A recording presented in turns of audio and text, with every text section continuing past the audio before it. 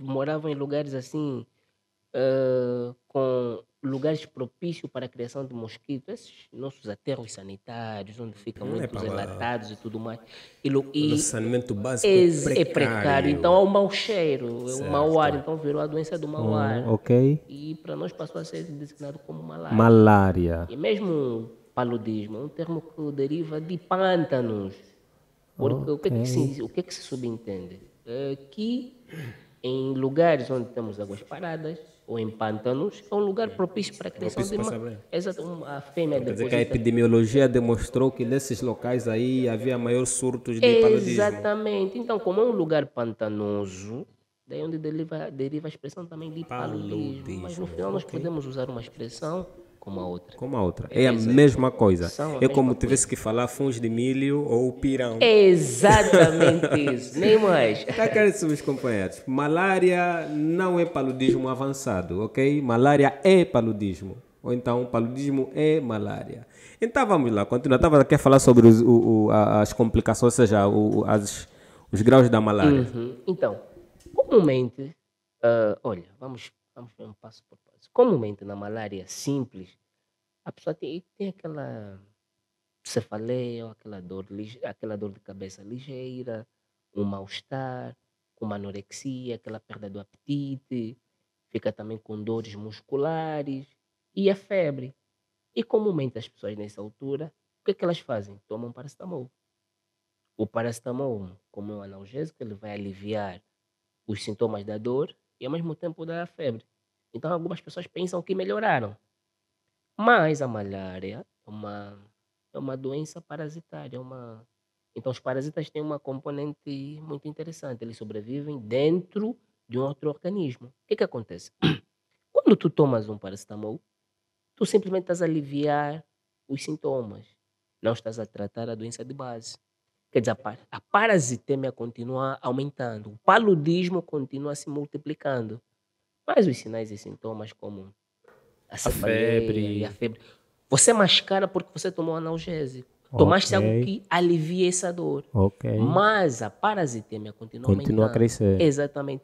E depois aí é onde vem o estado de malária grave. Quando essa parasitemia sobe, algumas pessoas apresentam delírio e alucinações. Que para nós do senso comum começamos já também a pensar que é possessão demoníaca. Ok. Epa, tem demônio? Ah. O diabo está a lhe usar? Está endemoniado? Epa, o vizinho fulano está enfeitiçado? Opa. Enquanto que no decurso natural da doença por infecção por malária, você acaba por apresentar Por ter esses... esses sintomas. Né? Exatamente. E para nossos ouvintes que aqui nos acompanham, quando se fala de delírio e alucinação, estamos a falar de alguns sintomas psiquiátricos. Nesse caso, delírio é você ter um pensamento de que você é alguma coisa que talvez você não seja, né? O exemplo é você acreditar que você está a ser perseguido por alguém, o tio fulano de tal me persegue, e realmente isso não é comprovado porque o tio fulano está na sua inocência. Epa, eu não sou... Quem é eu? Talvez no outro mundo, né? Assim mesmo. Isso é que é delírio. Já a alucinação é quando você pode falar, ou seja, falar não, ouvir coisas que não existem, ouve aqui alguém a te mandar fazer alguma coisa, ou você vê alguma coisa, você vê os teus antepassados na tua frente, ou você pode até sentir alguém tocando sobre ti. Então esses sintomas psiquiátricos é que são comumente, né, manifestos nas doenças, principalmente na malária, quando está no estado avançado, segundo o que está aqui a explicar o Dr. José. E nesse sentido, e nós associamos isso ou a divindade ou a possessões demoníacas. Ok. Então, o que é que as pessoas às vezes fazem em situações como essa? Ao invés de recorrermos a uma unidade hospitalar, levamos até uma igreja. Ficamos ali Orações. com orações, jejuns, exorcismo e tudo mais. Fim a cabo, a pessoa não melhora e o quadro continua a agravar. Agravado. E certo. é nessas situações em que depois de vermos que não há melhoria para onde levamos o paciente, quando já a parasitemia está alta, já houve uma complicação multiorgânica, vários outros. Agora já não é apenas o cérebro que foi afetado, agora muitos outros órgãos também já O acabaram. rim, O rim, os pulmões, já o foram fígado. foram afetados. Recorremos ao hospital. Os olhos começam a ficar amarelados. Exato, completamente amarelados quer dizer, o fígado também já. Então, Aí o paciente chega já ao hospital em estágio avançado da doença. Ok. Agora, o que é que se espera mais? E nem sempre para essas situações, por exemplo, nós usamos sempre um fármaco milagroso, que é o artesanato. Ok, Porém, certo. nem sempre o artesanato acaba por ter o efeito desejado. Então, o que se entende? Que caso a doença fosse tratada desde o início, na malária simples, começasse a ser combatida com quartem, via oral, aqueles 24, 8 comprimidos, o paciente nem teria Nem evoluído ter a até esse necessidade de chegar até lá. Exato, e teria melhorado. E o Opa. tempo que se corre também para ir para a igreja é mais um tempo precioso que se perde. Ok. É por aí. Então, E olha, doutor, falou que há pouco tempo o medicamento milagroso, o artesanato. Até o artesanato ele pode dar o efeito, né? Eu acredito que ele Certo. pode dar o efeito. Só que quando o indivíduo já está num estágio avançado, né, as complicações já vêm dos danos irreversíveis. Boa. Que a doença pode causar em outros órgãos. Por exemplo, o Isso. rim pode já estar espatifado irreversivelmente. O fígado fica já fígado. espatifado.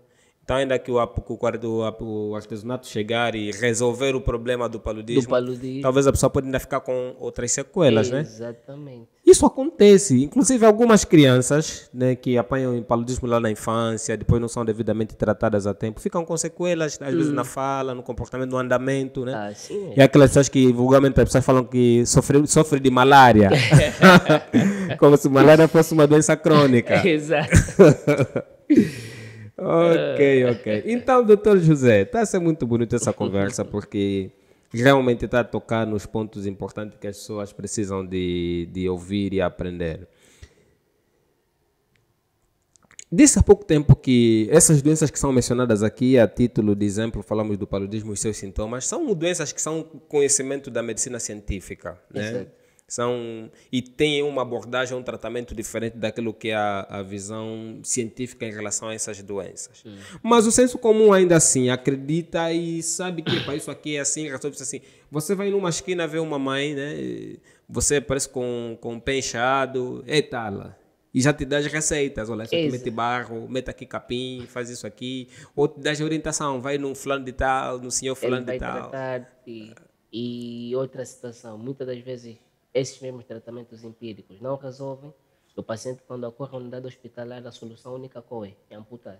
É amputar. Para que a infecção não continue a proliferar e Isso é o máximo que se pode fazer, né? o máximo que se pode fazer. Porque do contrário... Do contrário, e outra situação sobre isso qual é? O senso comum é tão empírico, vago e complicado. Nem sequer dose e dosagem às vezes são conhecidas. Ok. O que acontece? Para o senso comum, se você perguntar o que é tala, eles vão te dizer tudo o que é ferida é tala. Tudo que é ferida. Uma celulite vai te dizer que é tala. Uma erisipela vai te dizer que é tala. Uma gangrena. Uma gangrena para eles é tala. Tudo para eles é tala. Mas às vezes para nós, para quem fez a clínica, para a medicina convencional, temos sempre uma máxima: saber fazer o diagnóstico, identificar o agente causal, depois instituir a terapêutica e só depois disso o paciente melhora. Ok. Nem toda ferida é tala e às vezes até falar nesses termos parece que também estou a concordar que toda ferida é tala. Ou que algumas são talas. Exatamente. e que nada tem tratamento na medicina convencional. Mas não é isso. Porque o que entristece para situações como essa? É que as pessoas partem já do princípio de que não tala, não tem tratamento na medicina convencional. Não pode ir ao hospital. Tens que recorrer a tratamentos fitoterápicos com ervas e muitas folhas aí, a mistura. E muitas das vezes não resolve. Não resolve mesmo e tem sido a causa de muita gente ou acabar por falecer, ir a óbito, ou então amputação de membros. E se resolver, né? Porque é aquilo que acabamos de falar há pouco tempo. Às vezes a imunidade do indivíduo. Exato. Olha, nem mais. Porque o que se sempre coloca em xeque na medicina tradicional ou na medicina natural é do tipo, se nós podemos repetir os mesmos experimentos em todos e todo mundo tiver o mesmo resultado, seria bom. Assim mesmo. Mas nem sempre acontece isso. Olha, com fulano, apesar de cada paciente é um paciente, mas no geral, os resultados nunca são os mesmos. Exato. Há pacientes que melhora de forma assertiva, mas a maior parte epá, não, Parece que os resultados não são os mesmos, são né? os Não são os mesmos. esperados. Exatamente. E às vezes a dose é sempre ou uma dose a mais, é sobre. Então, Então, doutor Pedro, doutor José, acabou de falar aqui de algumas entidades que a ciência, a medicina propriamente estuda, que muitas das vezes é confundida como tala. exato. Nós gostaríamos que abordasse assim de forma minimamente sintética algumas entidades que se confundem com tala, a sua forma de apresentação, ou seja, os sintomas que eles apresentam, e depois como é que é feito o tratamento no âmbito científico ou da medicina convencional. Exato. Vamos começar pela celulite. Celulite. Exato. A celulite comumente é uma infecção em qualquer tecido humano. A celulite é um pouco próxima à miosite. De? É um pouco próxima à miosite. Ok, miosite. Exatamente. Então, Epá, a pessoa aqui pode não estar a entender. e eu acho. Yeah. Vai ter que explicar o que é a celulite. Exatamente, qual seria o termo mais. Na verdade, como é que eu posso explicar de forma simples a celulite? É como se tivesse uma simples ferida pequena, uma simples ferida pequena. Inicialmente, uma simples ferida pequena em qualquer parte do corpo. Ok. Comumente entendemos como se isso fosse uma celulite. Que afeta apenas os tecidos mais superficiais. Né? Exatamente. É por aí. Então, nós entendemos aí como uma celulite. Então, tentem simplesmente encarar como uma ferida pequena qualquer. E à medida em que o tempo vai passando, caso tu não faças um tratamento, a tendência é que essa ferida pequena vai se alastrando, já que não se faz tratamento. E depois não só. O famoso pé diabético. O que acontece às vezes? Certo. Algumas feridas, a sua aparição, também são tendo em conta a comorbilidade que o paciente já tem. Ok. Então, pacientes diabéticos. Se calhar tem problema do coração, tem problema de Sim, diabetes. exatamente. É obeso. É obeso. Então, essas comorbilidades, todas essas doenças associadas ao paciente, não ajudam na melhoria da cicatrização da ferida. Ok. Então, você começa inicialmente com uma ferida pequena qualquer, mas tendo em conta essas doenças que você tem, por exemplo, imaginemos que és hipertenso, és diabético, tens uma cardiomiopatia, tens um problema do coração.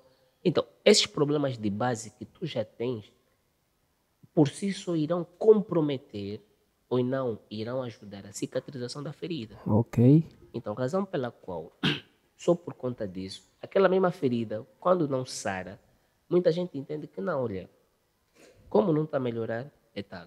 Mas não, na verdade, às vezes isso está associado à tua doença de base que você já tem, porque essas mesmas doenças comprometem a cicatrização daquela mesma ferida. Às vezes o mesmo acontece com a erisipela, com as gangrenas. Gangrenas têm etiologia.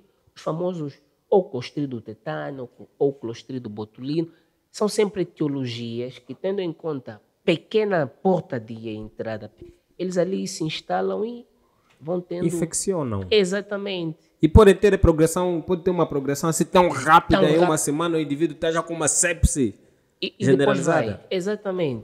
Às vezes o decurso é esse. Ok. E são essas doenças que literalmente as pessoas ali no senso comum chamam de tala.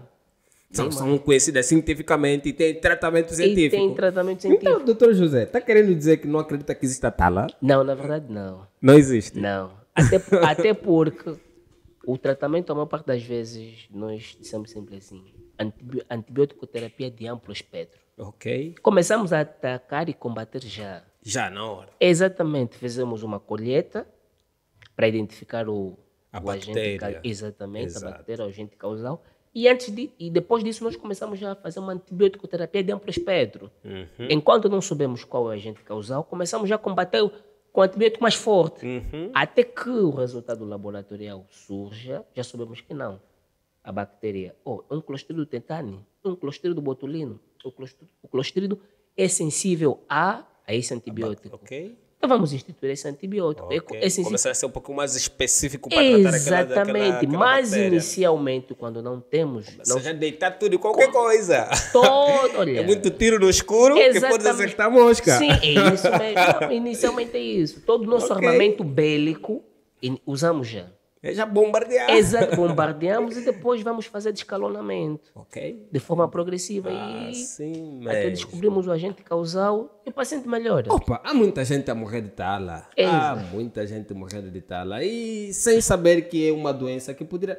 Caríssimos ouvintes, se tem algum suspeito, alguma suspeita de tala, por favor, a primeira instituição que deve consultar é o hospital. Para se fazer um diagnóstico correto, um tratamento correto à altura, né, e assim reduzir as chances do prognóstico ruim. É muito importante isso. Estamos numa sociedade já um pouquinho mais aberta, uma sociedade um pouquinho menos ignorante. Exato. Então é importante que comecemos já a separar as coisas, né? Então, ok, o doutor José acabou agora de afirmar categoricamente que a tala não existe, literalmente. Não existe. Não existe, literalmente. E que não, existe não só- é algo enviado, não é algo mandado. Epa, há quem vai mais a fundo. Por telefone é possível Tala mandar do uma tala. telefone. Ai, Jesus, olha. Às vezes compreendo, tendo em conta o nível de literacia, porém, às vezes, é essa educação à saúde que é necessária. Está lá pelo telefone. Mas olha, só disseste alô, a tala te pegou. Mas Já como? estamos uma tala, como é possível? Que entidade nosológica é essa? verdade, que- A menos que seja uma doença psicológica, Só né? pode. Te faça uma chantagem, você entra já em delírios, Epa, e depois- em transe, e depois cai numa situação, a menos que, ou seja, principalmente para aquele que tem uma fragilidade emocional. Exatamente. Mas agora uma doença somática, Não, tem que ter aí agente fica causal. complicado, né? Exatamente. Olha, e é sempre assim. Se a gente causal não for uma bactéria, será um vírus. Se não for um vírus, é um fungo. Se não for um fungo, é um parasita. Mas sempre doenças têm agente causal. Ou pode ser uma doença degenerativa. Exatamente. Né? Pode ser uma doença pode ter, por exemplo, uma gangrena por arteriosclerose, né? Certo. Então, Por diabetes. Então, há várias causas, pode não ser infecciosa, mas mais uma doença crônica. na mesma arrastrada. medicina vai estudando todas elas. É isso, né? Exatamente. Ok. Então, algo muito curioso, né, para nós, né, estamos a abordar isso aqui com um pouquinho de mais propriedade também, né, na companhia do Dr. José. Sabemos que todas as doenças têm uma história, né? E eu bem me lembro que até agora é até documentada em filmes, em seriados, né, o surgimento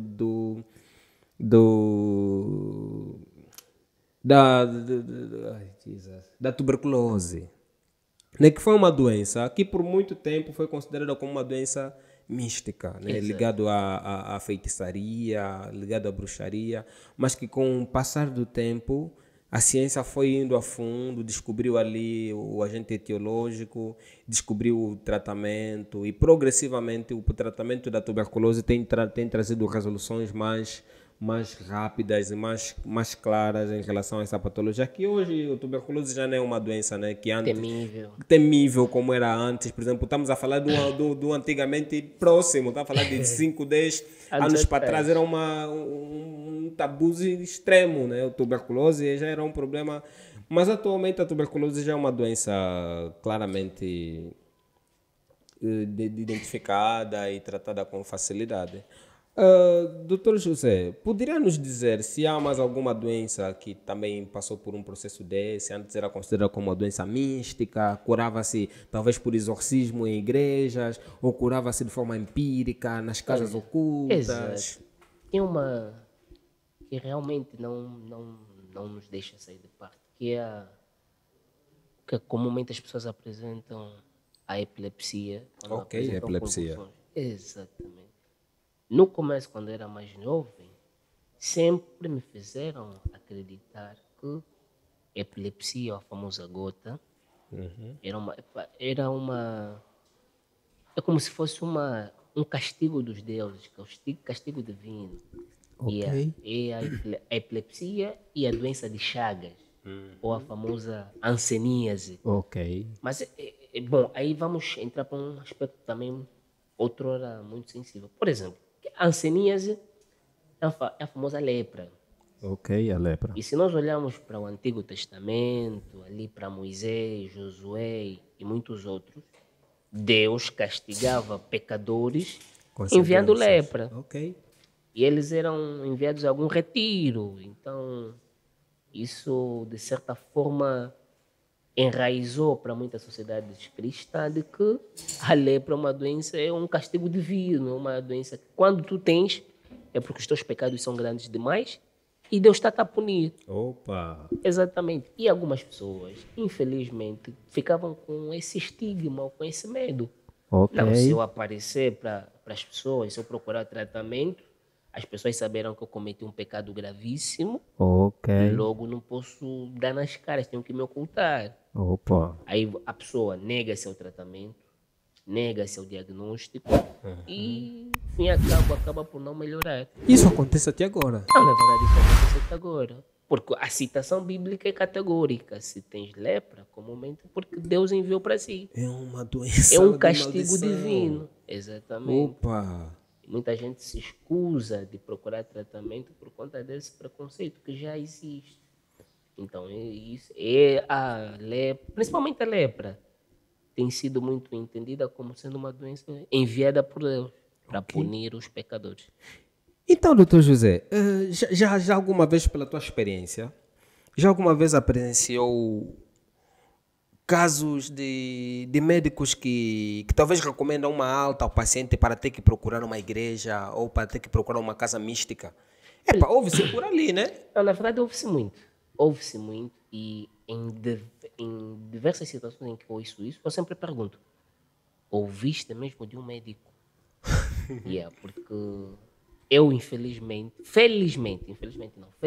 nunca durante os meus anos de formação médica, durante o estágio, durante as visitas e consultas de passagens de banco com outros colegas, nunca ter observado alguém a recomendar um paciente, independentemente do estágio da doença, caso fosse um estágio terminal ou não, nunca vi um profissional ou um médico a recomendar um paciente a ir para a igreja a dizer, olha, essa tua doença aqui não tem cura, procura uma casa escura, procura um curandeiro. Procura a igreja. Não, nunca.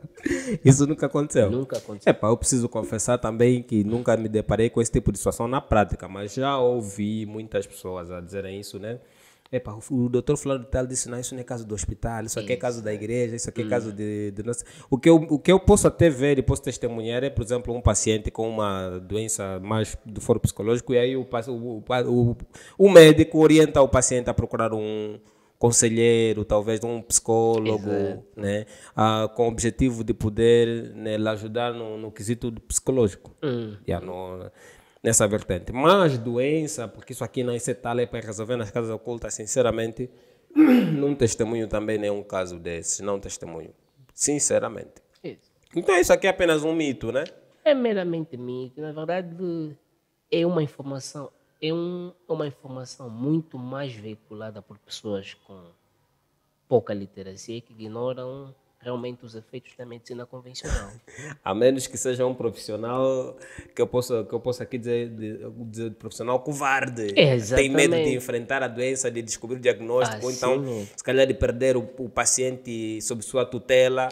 Então vai despachar. Dá título de alta e... Não. Vai procurar lá o fulano de tal. As casas ocultas.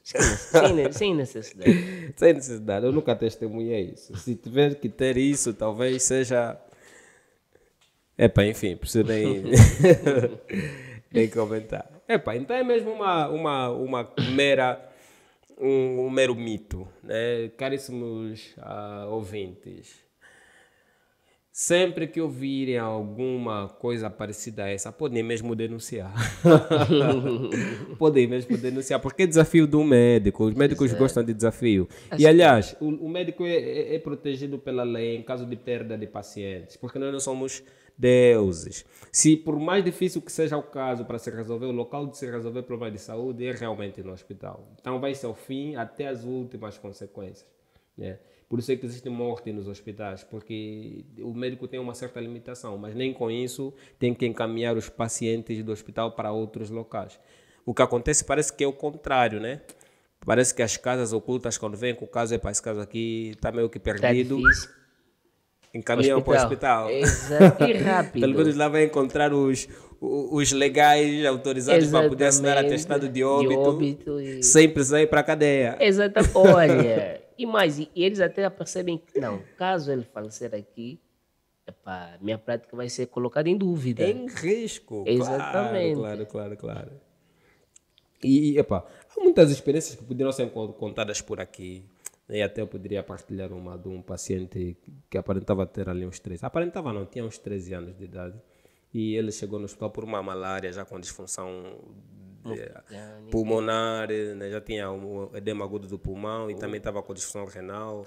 E por conta disso já estava com edemas e tudo mais. Mas os edemas é que geraram o espanto dos familiares e achar que aquilo deveria ser tala. E ele estava com edema nos membros inferiores, já foi lá para as casas e tudo mais, cuidar da... E acredito que lá o senhor, que eu não sei se vou dizer charlatão ou como é que é, então viu que aqui parece que a situação está complicada, é melhor ir a um hospital convencional. Ele chegou no hospital convencional muito tarde, já com tromboembolismo e tudo. E infelizmente o rapaz não teve muito, não houve muito que pudesse fazer e foi a óbito. E isso repete-se diariamente em todos os hospitais. Isso apenas é a título de exemplo, mas é o que realmente repete-se diariamente nos hospitais. As pessoas chegam em estágios terminais por uma doença que poderia ser... que as complicações poderiam ser prevenidas se os pais tivessem a maturidade de discernir ou de dar a César o que é de César e a Deus o que é de Deus. E ainda essa criança estaria em vida. A criança com certeza estaria em vida. Uma criança de 13 anos, a essa altura, estaria mesmo ainda na flor da idade, vivendo, estudando e divertindo-se com outras crianças. Porém, essa é a realidade que se dá por conta da ignorância. Então, caríssimos internautas, estamos num mundo mais desenvolvido, precisamos começar a dar conta dessas coisas, aconselhar, nos ajudar, trazer a consciência aquilo que a gente faz, para não ter que cometer erros que não seriam mais necessários ter que cometer. Tem uma outra pergunta interessante que eu queria direcionar ao Dr. José.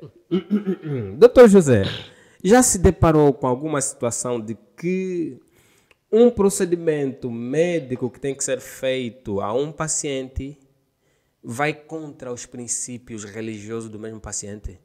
Já. Várias e várias vezes. Esse é um caso muito particular e conhecido, são as transfusões sanguíneas. Alguma prática muito negada pelos fiéis da igreja Testemunha de Jeová. Ok, é bom que se fale, né? Exatamente. A verdade de ser dita. Então, penso que muitas das vezes as pessoas não têm o conhecimento devido daquilo que é hemoglobina, qual é a função da hemoglobina, qual é a função do sangue. O sangue não é simplesmente aquele líquido vermelho, ele é um componente, quer dizer, dentro dele ele tem vários componentes, um dos componentes principais é a hemoglobina. A hemoglobina, muitas das vezes, ela tem aquela função de transporte dos gases. Okay. Leva o oxigênio e retira o dióxido de carbono. Então, pacientes com hemoglobina de 3, de 5, sim, podem até ter perfusão tecidual. Mas essa perfusão tecidual não tem hemoglobina para fazer o transporte dos gases. É o mesmo que você estar a dar oxigênio a um paciente, mas não tem nada para transportar esse oxigênio. Então, fim a cabo, o que acontece? O paciente começa por isquêmico e depois da isquêmia essas zonas todas vão começar a necrosar. O paciente depois vai a óbito. Então, o que acontece? Só que o complicado em situações dessas é o quê? É que as pessoas entendem a letra de algumas passagens bíblicas que Deus não recomenda a transfusão. Então, aí nós nos vemos num dilema entre respeitar o princípio, ou salvaguardar o princípio do paciente, no caso, já o seu princípio religioso, mas ao mesmo tempo nos vemos em xeque quanto à vida do paciente, o estado do paciente. Porque se você não transfundires, ele mesmo, fim a cabo, vai a óbito. E é que você, como médico, observa para o indivíduo como a hemoglobina em 4. Todo cianótico, com palidez. E você fica, caso não fizermos algo imediatamente, ele vai a óbito. Pois os testemunhas de Jeová não podem nunca, em nenhuma circunstância da vida, ser drepanocíticos, né? Olha, aí já. Eu penso que em situações como essa, talvez. Penso que muitas crianças já chegaram mesmo a óbito por conta disso. E aí, alguns pais depois acabaram por entender que a fé não vai resolver o problema das suas crianças, que esse mesmo princípio, se eles levarem a peito, terão novamente seu filho morto ou vai a óbito. Então, alguns, em determinadas circunstâncias, ignoram mesmo esse princípio. Ok. Mas muitos que se acham devotos demais, não é que se acham que são devotos demais, acabam mesmo por não aceitar a transfusão. Mas não aceitam, tipo, consciente que vai melhorar por de uma outra forma ou mesmo, tipo, sacrificar a pessoa? Bem, na verdade, muitas das vezes consciente de que vai melhorar de uma outra forma. Ok. Até porque existe uma coisa que, em parte, eu acho bonito. Os testemunhos de Jeová têm encontrado outras formas para fazer transfusões. Quer dizer, o efeito que o sangue tem, o efeito da hemoglobina e do sangue, dos seus componentes, de uma outra forma, sem que necessariamente seja transfusão. Mas o processo pode não ter a mesma velocidade, né? Bom, assim, para os países do primeiro mundo, isso é viável. Ok. Mas, infelizmente, ainda para Angola, para o nosso país, Estão mais para trás. estamos muito mesmo para trás. Isso ainda não é uma realidade possível. E o que é que se faz se deparar com uma situação desse gênero? E você sabe que a vida do paciente está a depender disso. Bem, eu sinceramente, existe sempre o termo de consentimento. Tudo quanto nós fizemos a um paciente, ele deve consentir. Caso mesmo não consentiu, não posso extrapolar ao seu princípio, extrapolar aquilo que é sua... Eu vou respeitar. Por mais que isso vir a levar a óbito do paciente ou, no fim, acabe causar algum malefício, eu vou respeitar. Isso não cai como se fosse concordar com uma eutanásia? Bem, na verdade seria, só que até certo ponto, caso eu fizesse algo, imaginemos que eu não respeito o princípio do paciente, Ok. e fim a cabo ele acha que eu violei o seu princípio. Logo, teria que ser julgado por conta disso. E aí o paciente ganharia a causa. Opa, com certeza absoluta. Porque eu, na verdade... E o pior é se você, por exemplo, executa o procedimento e na mesma o paciente vai ao óbito. Exato, pior ainda. Aí fica bem pior. Fica bem pior ainda. Nossa, essa aqui é uma situação difícil. Irmãos da Testemunha de Jeová, já foi mencionado, temos deixado numa situação um pouquinho caricata, né? Nesse quesito, um pouquinho caricata, porque às vezes o paciente está entre a vida e a morte e nós sabemos que a probabilidade de não morrer pode aumentar se receber uma doação de sangue. Exatamente. Ou um transplante de sangue. E nessa situação, fere até os princípios de humanidade, né? Porque você tem certeza, quase que certeza absoluta, de que o procedimento não ser feito, o paciente vai a óbito. Você absolutamente vai ter que olhar para aquele vivo como se já fosse um indivíduo. E por uma simples assinatura de um termo de responsabilidade do parente. É triste, porque além de médicos, nós temos o lado humano. Então, ainda que você assine, dói-nos, né? Dói-nos bastante, porque sabemos que estamos a perder uma pessoa, estamos a perder um paciente. Então, caríssimos testemunhas de Jeová, também quero que comentem aqui sobre algum procedimento que é feito, ou então alguma experiência já vivida em relação a isso. Quero que comentem aqui, dêem algum conselho, talvez não sejamos suficientes para poder trazer aqui para poder trazer uma alteração naquilo que é a doutrina padrão de toda a estrutura religiosa como tal, mas é mais um contributo que precisa ser muito bem analisado e quem sabe, se calhar mesmo mudar. Então a gente espera essas mudanças. Enquanto a nossa medicina não estiver tão evoluída, vamos perder pessoas. E como pessoas, é muito complicado passar por situações desse gênero. Por outra, existe outra... Essa aqui já é bastante particular para os casos de irmãos adventistas do sétimo dia. Ótimo. Apesar de não ser uma realidade muito...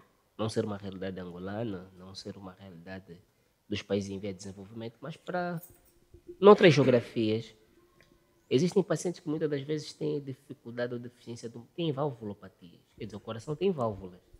E chega uma altura que essas válvulas não funcionam corretamente. Ok. Então precisam ser substituídas. E muitas das vezes, uma das melhores compatibilidades que se tem se achado é com válvulas de porco. Porco tem tecido mais próximo Exatamente. ao tecido humano. Então, o adventista do sétimo dia, o judeu, ele tem Ok. por princípio de que a carne de porco é imunda, Opa. impura para si, que nem sequer te deve tocar. Pode tocar. E se Agora, tocar, quanto- tem que lavar as mãos 7 vezes. Exatamente. Agora, quanto mais está dentro de si. Então, muitas das Fica vezes complicado. também tem sido um choque da realidade médica. Você sabendo que a Ok. válvula, se você colocar, transplantar, vai salvar a vida do paciente e é mais eficaz, mas o paciente, por conta do seu princípio religioso, Olha, para quem acho que nas especialidades cirúrgicas usam muito algumas tendências, né, de resolução, principalmente para a reposição proteica, Exato. né, usa-se o vinho, né, para pacientes que têm problema de fistulações, né, pós-cirúrgica, usa-se, né, abuso de carne, né, para aqueles pacientes que estão no processo pós-cirúrgico com complicações de essência de cicatriz. certo. E muitas das vezes essas carnes até implicam carnes literalmente, né, que são Suínas. consideradas imundas, né? E o vinho, que também para algumas denominações religiosas é proibido, pode ser também usado. E por acaso, por orientação médica, já presenciei vários casos, né, quando estive passando por cirurgia. Comprovo isso, confirmo, né, e eu sei que isso existe. Mas então ali também acaba ser um dos problemas, né, que a medicina encontra com relação às crenças ou os desafios que ele vai encontrar em relação ao que os pacientes acreditam ou mais confiam. Infelizmente, alguns, olhando para esses detalhes, acham que não, isso aqui é a minha aprovação. Olha, está a ser provado. Estou a ser provado. Yeah. Eu vou resistir até o fim. Assim mesmo. Que situação deve ser. dramática. Deve-se considerar isso. Então, essa conversa está a ser muito boa. Ai. Prontos. Doutor José, há procedimentos que alguns pastores podem fazer em relação ao tratamento de algumas doenças que é permissível? Pastores? Bom, pelo que eu saiba, todo pastor é simplesmente formado em teologia. E não em curas ou coisas parecidas. Então, e também pelo que eu saiba, nenhum pastor está necessariamente habilitado em realizar algum procedimento que cure. Porque a questão talvez que se colocaria seria exatamente essa. Qual seria o procedimento? Ok.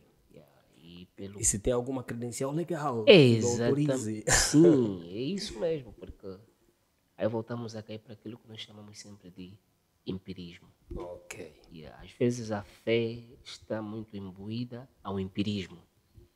E para essas situações, os pastores o que têm feito? Usam amuletos, orientam vários rituais, Ok. mas que, fim a cabo, não têm resultado algum. Não tem resultado algum. Porque não tem comprovação, não tem evidências científicas. E esses procedimentos podem, de certo modo, trazer um agravamento naquilo que é a patologia inicial do paciente?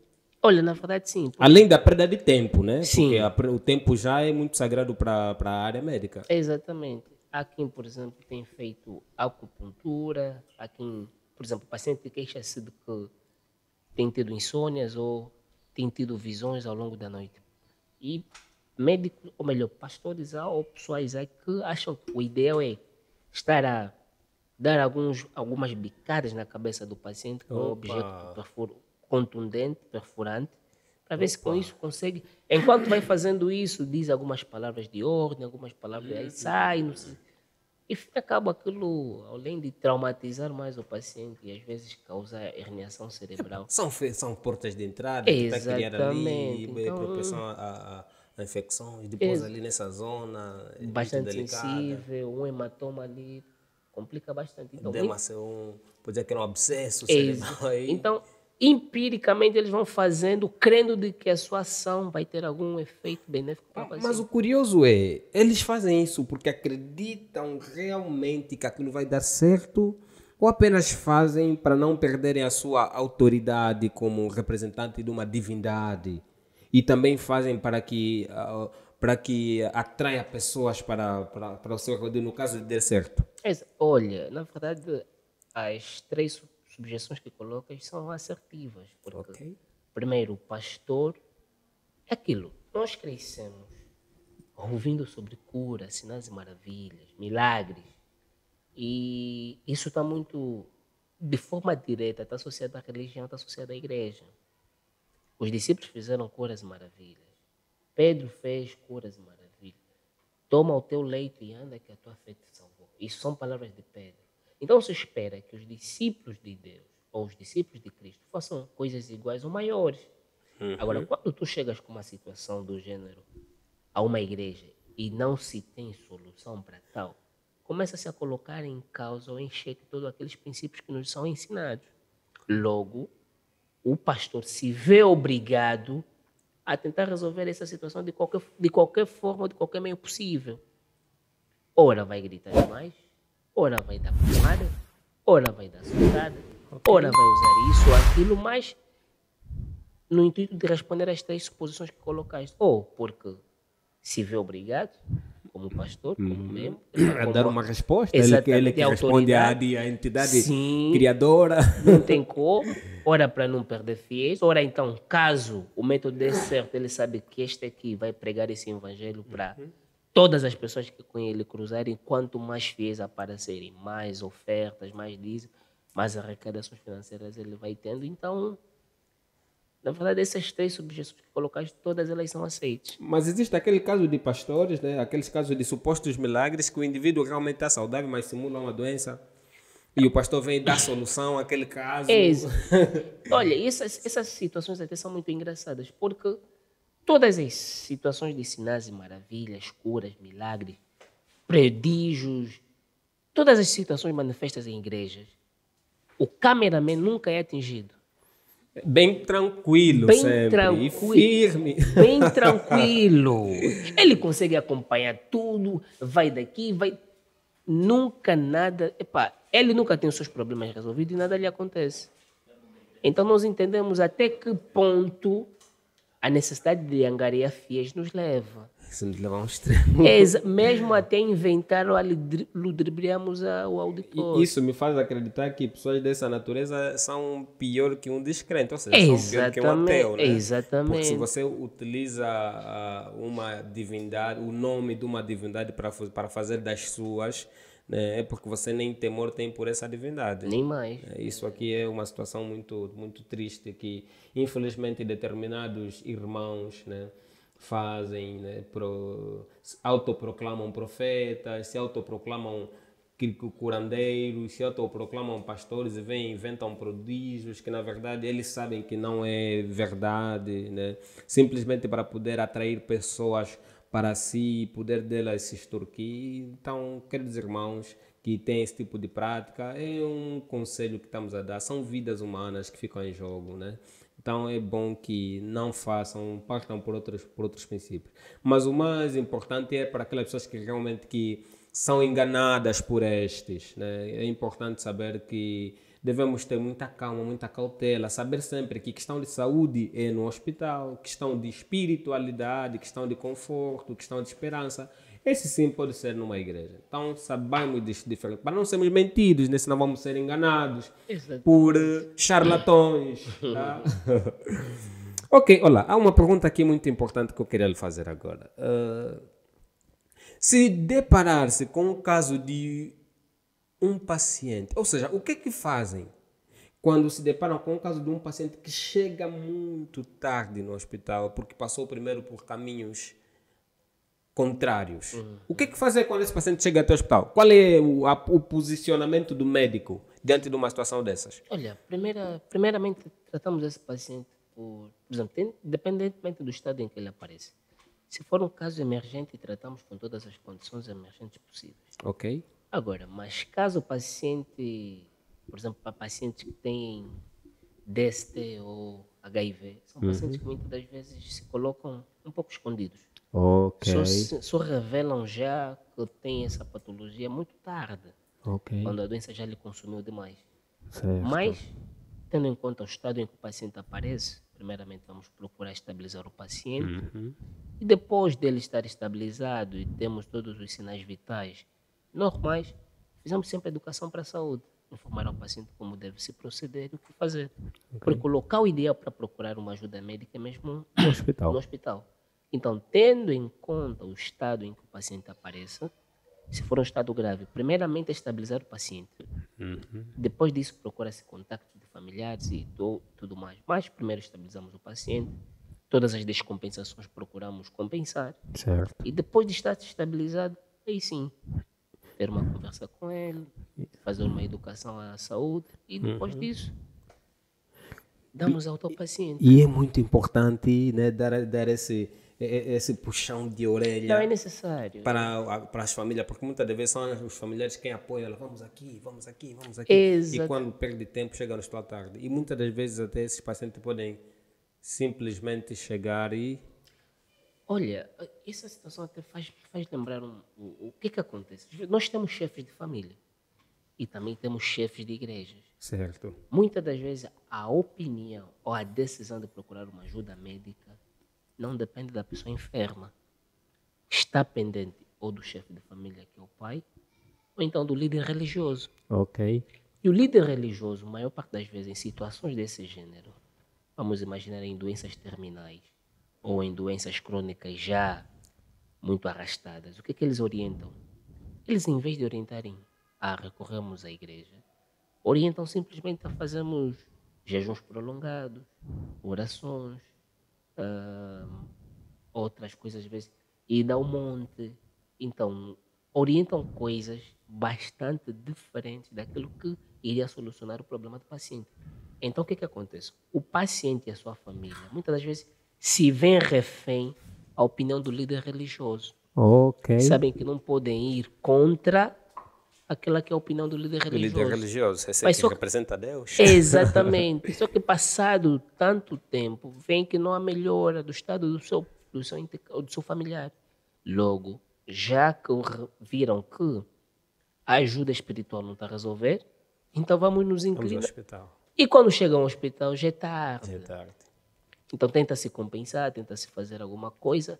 Quando possível, consegue se estabilizar e compensar. Mas quando não, Perdemos o paciente. exatamente. Há possibilidade de se processar essas entidades? Bem, na verdade sim. Só que o pouco grau de literacia das nossas sociedades, raramente fizemos isso.